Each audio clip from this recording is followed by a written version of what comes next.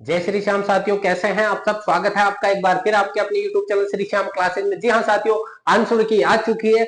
कुछ एक छात्रों के चेहरे खिले हैं, कुछ एक छात्रों के मुरझाए हुए हैं और कुछ एक बीच में है। तो अपन आज बात करने वाले जिनके चेहरे खिल चुके हैं साथियों, उनके बारे में बाद में बात करेंगे। अभी बात करेंगे जिनके चेहरे मुरझाए हुए हैं, जिनके 70-80 और 2-3 नंबर से वो रह रखे हैं, और जिनके चेहरे 82 नंबर है पात्रता पास के लिए और 82 पे अटके हुए हैं, जिनके 90 नंबर चाहिए और 90 पे हैं, उनकी बात मैं करने वाला हूं साथियों। तो वीडियो को पूरा लास्ट तक देखिएगा, आपके हर एक सवाल का सॉल्यूशन इस क्लास में मिल जाएगा साथियों। पहला है 75 प्लस बन रहा है लेकिन 82 चाहिए मुझे। सर मेरे 75 प्लस बन रहे हैं, मेरे 77 बन रहे हैं, 78 बन रहे हैं, 79 बन रहे हैं, लेकिन मुझे तो कितने चाहिए सर, मेरे 79 बन रहे हैं और मुझे 82 नंबर चाहिए पास होने के लिए। अब मेरा क्या होगा? तो साथियों आपका वही होगा जो ऊपर वाला चाहेगा। ऊपर वाला चाहेगा तो हो सकता है एक दो सवाल में बोनस मिल जाए आपको।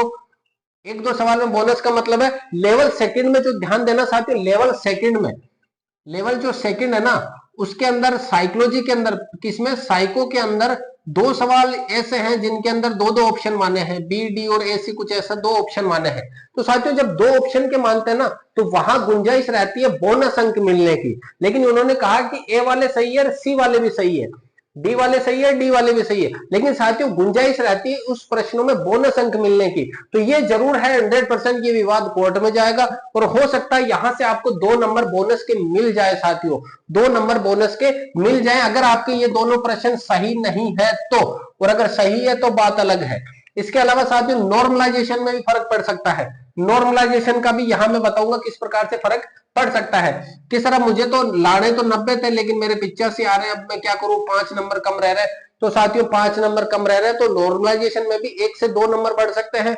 और कुछ एक प्रश्न ऐसे लगेंगे जिन पे आपत्तियां लगेगी। क्या लगेगी? आपत्तियां लगेगी कि जैसे कि 4 नंबर प्रश्न है ऐसा, चाहे साइको का, किसी का हिंदी वगैरह का, जिसमें बोर्ड ने माना है ऑप्शन नंबर ए सही माना है, लेकिन मेरे पास एक ऐसी बुक्स है, ऑथेंटिक बुक्स, जिसमें प्रश्न संख्या 4 का उत्तर डी है। एग्जाम्पल में बता रहा हूं, बुक्स वगैरह की कोई बात नहीं, एग्जाम्पल बता रहा हूं मैं कि मेरे पास ऐसी कोई बुक्स है जिसमें 4 नंबर प्रश्न का उत्तर सी क्या हो रहा है, यानी कि मेरे अनुसार सी हो रहा है, तो मैं उसके ऊपर आपत्ति लगाऊंगा। मैं आपत्ति लगाऊंगा, 300 रुपए एक प्रश्न के लगेंगे, आपत्ति लगाऊंगा तो गवर्नमेंट उसे क्या करेगी, उस ऑप्शन को सही मानेगी माध्यमिक शिक्षा बोर्ड, फिर इसको गलत कर देगी। फिर इसमें क्या होगा, आपके ये पहले से गलत था, अब सी ऑप्शन है तो आपका ये सही हो गया।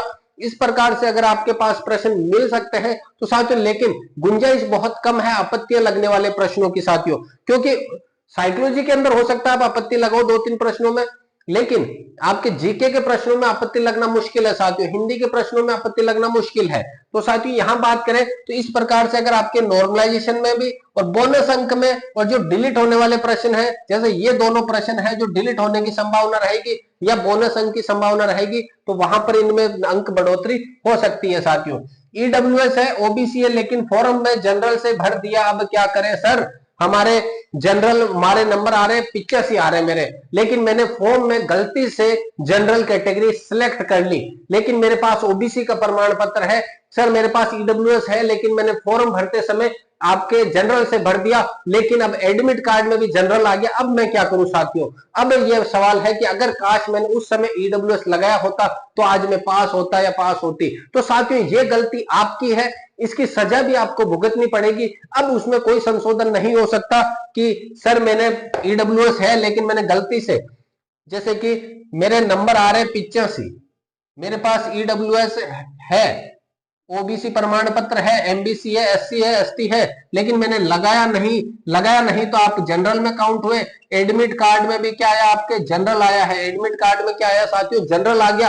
अब जनरल आ गया एडमिट कार्ड में तो आपको 90 नंबर ही लाने होंगे, 90 से कम आ गया आपके और एडमिट कार्ड में जनरल है, तो जो प्रमाण पत्र जारी होगा उसमें आपके नंबर रहेंगे 85 और नॉट क्वालिफाई रहोगे आप, नॉट क्वालिफाई रहोगे, एलिजिबल नहीं लिखा हुआ रहेगा वहां पे, नॉट एलिजिबल लिखा हुआ रहेगा साथियों वहां पे। तो ये बड़ी मिस्टेक करी है तो सजा भी आपको ही भुगतनी पड़ेगी साथियों। फॉर्म भरते समय बाद में मौका भी दिया था संशोधन का, वहां संशोधन करवाना चाहिए था, या जब आपके एडमिट कार्ड आए उस समय भी आपको संशोधन करवाना चाहिए था साथियों।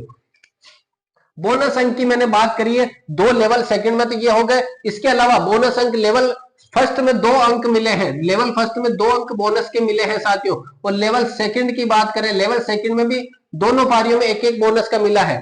लैंग्वेज फर्स्ट 27 तारीख की अगर बात करें, 27 तारीख को लैंग्वेज फर्स्ट के अंदर इंग्लिश की जो भाषा अगर जिन्होंने ले रखी है उसको 1 नंबर बोनस दिया गया है। और अगर 28 तारीख की बात करें, जिन्होंने लैंग्वेज सेकंड ली है उनके भी इंग्लिश में एक बोनस मिला है। कहने का मतलब है 27 को लैंग्वेज फर्स्ट जो भाषा थी, अगर इंग्लिश थी आपके तो एक बोनस मिला है। 28 तारीख को अगर लैंग्वेज सेकंड इंग्लिश थी तो एक बोनस मिला है आपको। यहां पर बोनस मिले हैं और लेवल फर्स्ट में 2 अंक बोनस के मिले हैं। और अगर पंजाबी थी आपके लेवल फर्स्ट में तो 3 अंक मिले हैं साथियों। 1 अंक पंजाबी का मिला है लेवल फर्स्ट में, पंजाबी में 1 अंक मिला है। एक संस्कृत लेवल सेकंड में, भाषा सेकंड, लैंग्वेज सेकंड अगर, और लैंग्वेज फर्स्ट पंजाबी और लैंग्वेज सेकंड संस्कृत, और 1 मैथ्स के जो सभी को मिला है। तो 2 अंक नहीं 3 अंक मिले हैं। लेकिन पंजाबी बहुत कम छात्रों के हैं तो 2 अंक इनको हर एक को लेवल फर्स्ट में बोनस मिले हैं साथियों। नॉर्मलाइजेशन में कितने अंक बढ़ेंगे? अब साथियों नॉर्मलाइजेशन की बात करो, नॉर्मलाइजेशन का प्रक्रिया पूरी पेचीदी है। अगर मैं मेरे अनुसार बात करूं नॉर्मलाइजेशन में, तो लेवल फर्स्ट का तो कोई नॉर्मलाइजेशन नहीं है साथियों। लेवल फर्स्ट वाले तो भूल जाओ क्योंकि उनकी पारी एक थी। लेवल सेकंड की 27 तारीख और 28 तारीख 2 पारियों में एग्जाम था। 27 को भी एग्जाम था लेवल सेकंड का और 28 को भी एग्जाम था। जब 2 एग्जाम हो जाए तो उसमें नॉर्मलाइजेशन की प्रक्रिया अपनाई जाती है। उसमें यह होता है कि लेवल सेकंड जो है 27 तारीख के एवरेज अगर मान के चलूं मैं 100 छात्रों का लेता हूं औसत, 100 छात्रों के नंबर आ रहे हैं एवरेज 97 नंबर। 28 तारीख को 100 छात्र मैंने लिए और उन 100 छात्र यानी टोटल एग्जाम्पल के तौर पे बता रहा हूं मैंने 100 छात्र लिए और उनके नंबर आ रहे हैं 102 नंबर। तो यहाँ पे 100 छात्रों का एवरेज 97 आ रहा है, यहाँ 102 आ रहा है। इसका मतलब ये देखा जाता है कि 27 तारीख को पेपर हार्ड था तो ऑल ओवर बच्चों के मिल करके 97 नंबर ही बन पा रहे हैं एवरेज। जबकि यहाँ पेपर सरल आया है तो यहाँ 102 नंबर बन पा रहे हैं। तब वो बीच का रास्ता निकालेंगे, तब वो क्या करेंगे, बीच का रास्ता निकालेंगे। यहां से हो सकता है 1 नंबर कम करके 101 करे और यहां हो सकता है 4 नंबर बढ़ा करके 101 करे साथियों। इस प्रकार से नॉर्मलाइजेशन प्रक्रिया अपनाई जाती है।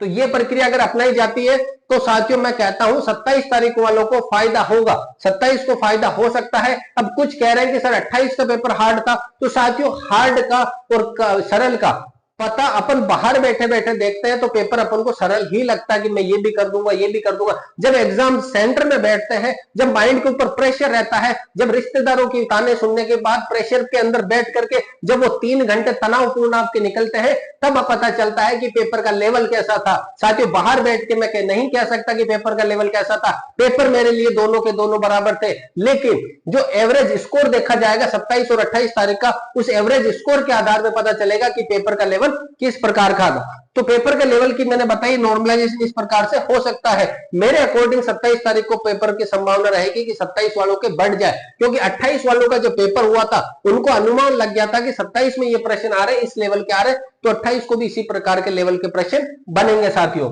अब बात करें किसको कैटेगरी को कितने कितने नंबर चाहिए पास होने के लिए। साथियों जनरल कैटेगरी को 60% अंक चाहिए। 150 का 60% कितना होता है, 90 अंक। 90 से अगर 1 अंक भी आपके कम होता है तो आप मान्य नहीं हो पात्रता के लिए, मेंस नहीं दे सकते, नॉट एलिजिबल लिखा हुआ रहेगा उस प्रमाण पत्र में। अब सबसे पेचीदा मामला ओबीसी, ईडब्ल्यूएस, एमबीसी, एससी और एसटी का है, जहां 55%। तो देखो 150 का 55% कितना होता है, 0 से 0 काटा, 5 दूनी 10, 5 से काटा 11, 11 को मैंने 15 से गुणा करा। देखो मैं पूरा विस्तार से बता रहा हूं। 11 को मैंने 15 से 11 पंजे 55 से लगी 5, 11 कम 11 5 165/2, तो ये तो हो गया 8 और ये हो गया 82.5।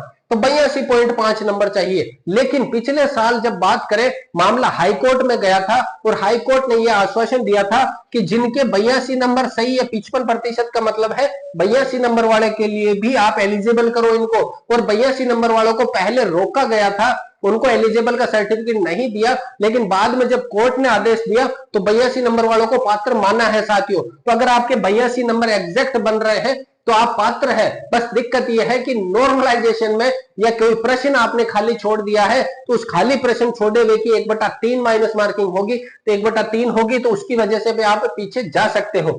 Divorce window category ex army को कितने नंबर चाहिए, 50% यानी कि 75 अंक चाहिए पेपर क्लियर करने में लिए। फिजिकल हैंडीकैप को कितने चाहिए, 40% का मतलब हो गया 60 नंबर चाहिए।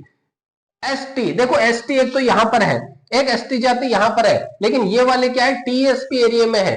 टीएसपी एरिया में एसटी जाति और शहरी जनजाति अगर है तो उनको सिर्फ 36% यानी कि 54 अंक चाहिए साथियों। अब ये 36% क्यों है, क्योंकि यहां पर पढ़ने की जो निकालते हैं वो पढ़ने का साक्षरता दर वगैरह वो छात्र कम पढ़ पाते हैं, जिसकी वजह से उनको एक वो दिया जाता है, छूट दी जाती है ताकि वो ज्यादा पढ़ सके और इस लेवल पे आ सके छात्र। इस लेवल पे आने के लिए इनको क्या किया जाता है, छूट दी जाती है।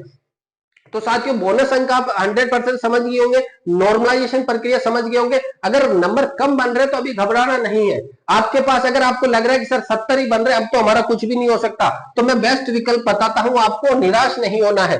अगर सेकंड ग्रेड का फॉर्म भर रखा है तो सेकंड ग्रेड में लग जाओ, लेकिन मैं कहता हूं चतुर्थ श्रेणी का साथियों सबसे बेस्ट ऑप्शन है। एक बार के लिए गवर्नमेंट जॉब का तमगा लग जाएगा अगर इसकी तैयारी कर ली तो। चतुर्थ श्रेणी, राजस्थान में चतुर्थ श्रेणी के फॉर्म चल रहे हैं साथियों, फॉर्म भरे जा रहे हैं, आप भर देना फॉर्म। इसकी 54,000 पोस्टें हैं साथियों। कितनी पोस्टें हैं, 54,000 पोस्टें। आपके साथ वाले रीट की तैयारी करेंगे, थोड़े से intelligent second grade first grade की तैयारी करेंगे, इसकी तैयारी करने वाले बहुत कम है साथियों। क्यों, क्योंकि इसके अंदर मैथ्स है। क्या है, मैथ्स है। और उस मैथ्स के डर को हम खत्म करेंगे हमारी इन क्लासों के साथ में। हम इसी व्हाइट बोर्ड पर आपके मैथ्स के डर को खत्म करेंगे साथियों। इसके अंदर इंग्लिश है, उस इंग्लिश के डर को भी हम खत्म करेंगे।